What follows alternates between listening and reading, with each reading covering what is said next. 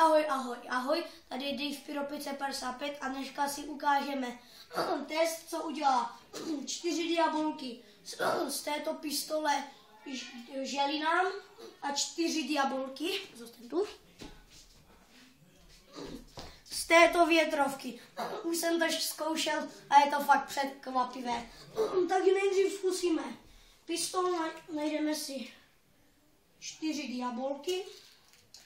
Používáme sportovní. Tak a teďka si dáme kdyby zaostřit na to.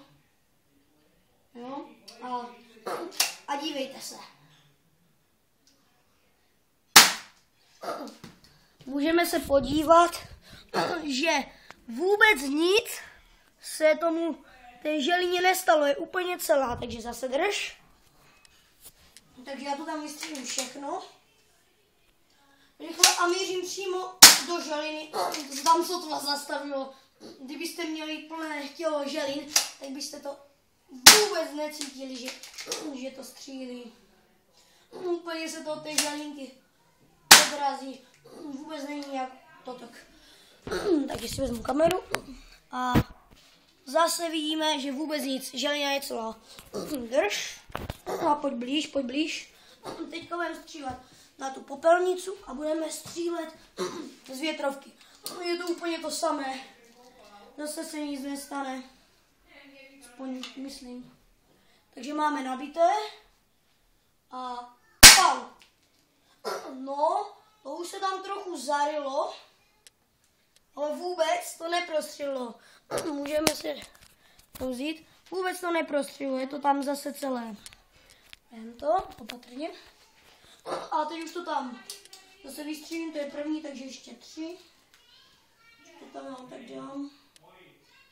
A z porovnání s tou pistolou, toto je hodně silnější. Zabije to na jednu ránu králíka, jo? A za želinou to nic neudělá. Pojď blíž, pojď blíž, blíž, ještě blíž. Zase nic. No, prostě se to jenom odrazilo. To tam vystřílím. Je to fakt podivuhodné. Toto je tak silné jak něco. Vím, že s tím někteří myslivci chodí na hony. A zase se to blíž úplně. Jenom trochu zarylo, ale zase vůbec neprostřelilo. Takže nic. A poslední diabolka neprostřelí. To už je jasné. Protože fakt želinky by vás zachránili. Zase jenom tak. A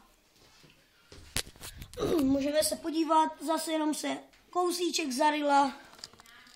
Můžeme se podívat, že počkat. Vůbec to není prostřelené. Vůbec. Takže pokud se vám video líbilo, dejte like. Pokud se vám nelíbilo, dislike, ale když ho dáváte, napište komentář. Napište ho. A nebo odběr. Takže čaute na příštím videu.